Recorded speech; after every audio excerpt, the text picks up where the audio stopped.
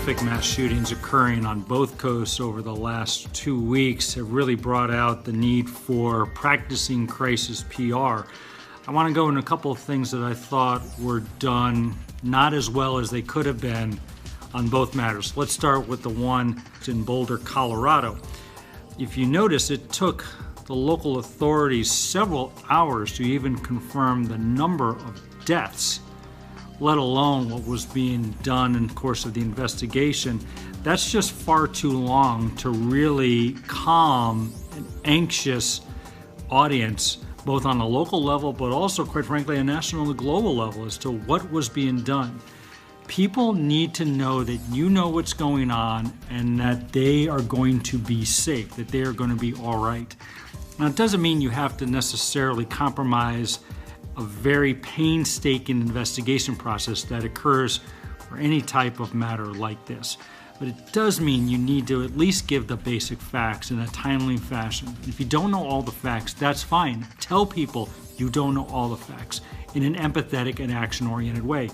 Not saying anything drives up the anxiety level to the point that people are going to start questioning the authorities' ability to handle such a case like this. In Atlanta, a week earlier, we had a Cherokee County sheriff basically stating in a very casual way that the shooter was having a bad day.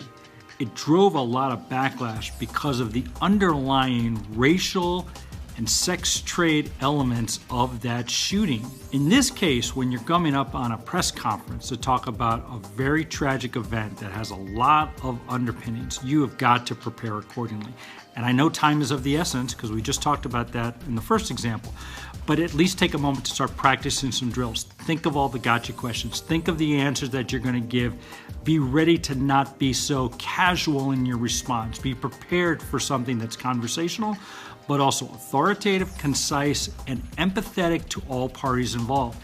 Now, why am I telling the rest of you this? Because I know most of you who are watching this are going, yeah, but I'm not in law enforcement and I'm not part of an investigation. The reality is, even if gun laws are passed to try to prevent certain occurrences like this, mass shootings are frequent enough, occurring in broad daylight in places of business, that if you are a business owner, a manager, somebody who has a presence in the public domain, you run the very real likelihood that if such a tragic event occurs in your relative vicinity, you are going to be responsible for communicating to customers, to employees, and to related parties what is going on.